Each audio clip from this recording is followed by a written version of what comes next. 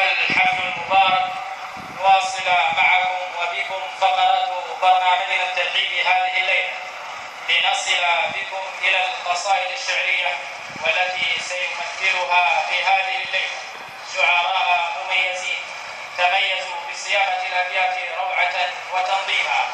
وأولى هذه القصائد قصيدة ترحيبية لشاعر الإبداع والتميز في مجالي الشعر، قصيدة ترحيبية بهذه المناسبة للشاعر راضي بن نامي الجامعي من الكويت.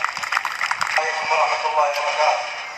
أحيي كل القضايا باسم الشيخ نويل المغلي واسم الشيخ غالي وأخوانه، ونقول للعريس ألف مبروك. حي الله من حضر من شعراء وجمهور ومن مشايخ. يا مرحبا